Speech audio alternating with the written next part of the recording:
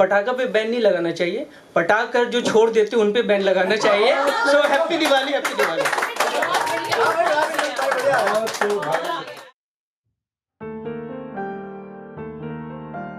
था मेरे बॉस ने पूछा भाई तू ट्रेडिशनल पहन के क्यों नहीं, तो उसको 4 लाइन में जवाब दिया। शायर हूँ, हर जगह 4 लाइन में जवाब देता हूँ। जितने कॉर्पोरेट वाले वो जरूर सुनना, मुझे दिखने में नहीं आ रहे कौन कौन कॉर्पोरेट वाले, एक बार हाथ उठा दीजिए। शकल से पहचान लेते हो क्या आप?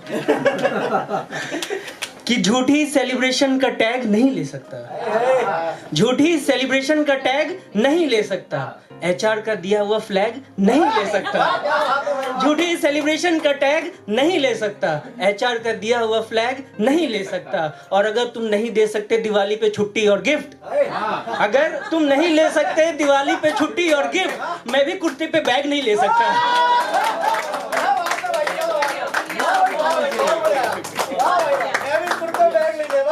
सच्चे दिल से अच्छा चलिए मैं शेरो शायरी करता हूँ, पर आज वो मैं सुनाने आया नहीं हूँ, मुझे कुछ और सुनाना था। आज मैं स्टोरी टेलिंग कर रहा हूँ, ठीक है, एक संदेश है जो आपको देना है, ठीक है। और पहली मर्तबा मैं स्टोरी टेलिंग कर रहा हूँ, तो चाहूँगा अगर देखो कुछ गलती हो तो पहले मैं माफ़ी मांग लेता हूँ आपसे, ठीक है।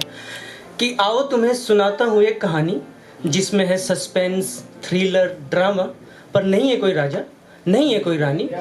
वो दिन सोमवार था, संडे की यादें, मॉर्निंग का आलस और टारगेट का वार था। तभी अभिषेक ने मुझे अपने केबिन में बुलाया। मैं आपको बता दूं अभिषेक मेरा बॉस है, ना चाहते हुए भी है पर है। तभी अभिषेक ने मुझे अपने केबिन में बुलाया। मैंने सोचा यार सारे काम तो खत्म हो गए थे, अब क्या नया रहता फैलाया। मैं डरते डरते अभिषेक से मिलने उसके केबिन में गया। गुड मॉर्निंग सर कहते मैं अंदर को आया। उसने यूं देखा जैसे मेरा गुड मॉर्निंग उसको न भाया। सुमित क्या तुमने अक्टूबर में छुट्टी लगाया है? काम है, क्लोजिंग है, क्या तुम्हारा सर घूम आया है? मैंने बोला सर अक्टूबर में मुझे घर जाना है, मेरी माँ छठ करती है, मुझे छठ मनाना है। क्या बात है? ये छठ वट क्या होता है? ये है तुम्हारा ऑफिस, यही होली, यही दिवाली, यही ईद होता है। मैं भी तो दशहरे पे घर नहीं गया, देखो कितना खुश हूँ, क्या मैं मर गया? उसका नाम अभिषेक बनर्जी था। तो आई थिंक वो इस बात को जस्टिफाई कर रहा था कि बिंगा बनर्जी अगर मैं दशहरे पे घर नहीं गया तो घर नहीं जाना ठीक है। तो मैं भी तो दशहरे पे घर नहीं गया, देखो कितना खुश हूँ, क्या मैं मर गया? सर आप दशहरे पे घर नहीं गए, ये छोटी सी बात आपने बता दी। जैसे मुझ पे किया हो कोई एहसान, वो एहसान आपने जता दी। मेरे लिए तो ये नौकरी कोई काल हो गया है, मेरे लिए तो ये नौकरी कोई काल हो गया है। सर मुझे घर गए हुए पूरा 1 साल हो गया है।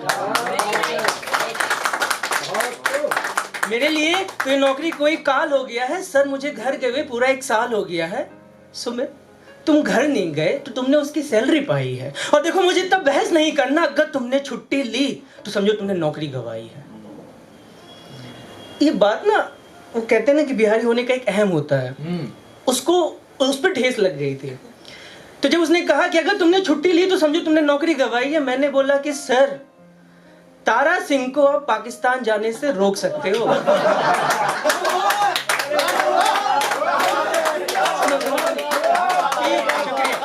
कि तारा सिंह को पाकिस्तान जाने से रोक सकते हो, सूर्य की किरण को धरती पे आने से रोक सकते हो, प्यार में परी महबूबा को शर्माने से रोक सकते हो, पर एक बिहारी को छठ मनाने से नहीं रोक सकते।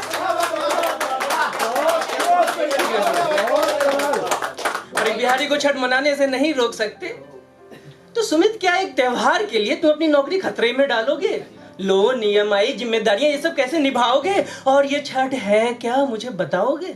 मैंने सोचा कितना नादान सा बॉस है, किसने इसको बॉस बना दिया कि इसको बिहारियों के लिए और बिहार के लिए छठ के क्या मायने इसको ये नहीं पता है।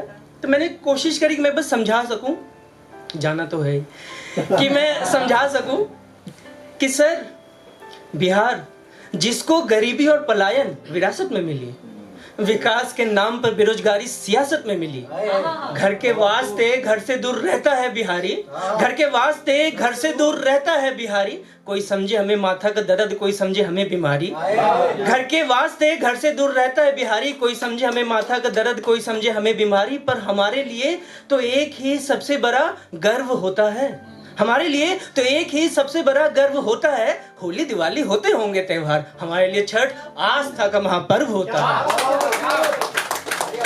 हमारे लिए छठ आस्था का महापर्व होता है। छठ के बहाने गांव समाज को भूले अपने अपने घर को जाते हैं।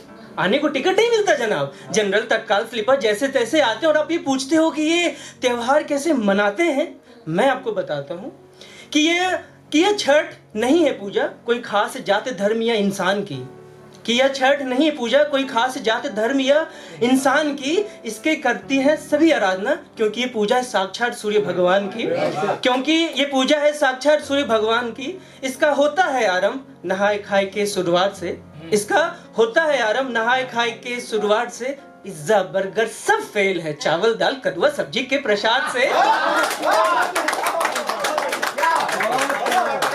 इसका होता है आरंभ नहाए खाए के शुरुआत से, पिज्जा बर्गर सब फेल है, चावल दाल कदुआ सब्जी के प्रसाद से। इसका होता है दूसरा शाम खरना की खीर से, 36 घंटे का रख उपवास अलग होना होता है समाज की भीड़ से।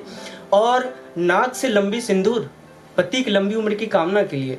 देखो आज के समय पे जो सिंदूर लगाती हैं औरतें, पता नहीं वो लगाती हैं छुपाती हैं, पर ये बिहार में ही होता है कि वो वहाँ पे जो सिंदूर होती है वो नाक, ऐसा कहकर हम दोनों कहीं खो गए, हमसे दिल्ली में पर लगा बिहार के हो गए। फिर मैंने सोचा कि यार बोल तो दिया, पता नहीं छुट्टी मिले ना मिले। तब अभिषेक ने बोला कि सुमित मुझे माफ करना, मुझे तुम्हारा त्योहार नहीं पता था, बिहार और बिहारियों का व्यवहार नहीं पता था।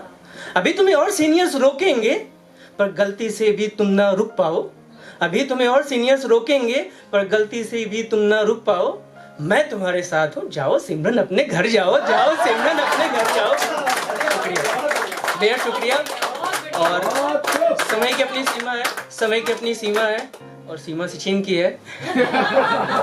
तो मैं बस जाते जाते आपसे यही कहना चाहूँगा कि देखो बहुत सारे लोग आएंगे कहेंगे कि देखो हैप्पी दिवाली हैप्पी दिवाली, और खास करके दिवाली के समय पे ना ये बहस बहुत आम हो जाती है, दिवाली पे पटाखों पे बैन लगाओ। पर मेरा ऐसा मानना है कि पटाखा पे बैन नहीं लगाना चाहिए, पटाख कर जो छोड़ देते उन पे बैन लगाना चाहिए।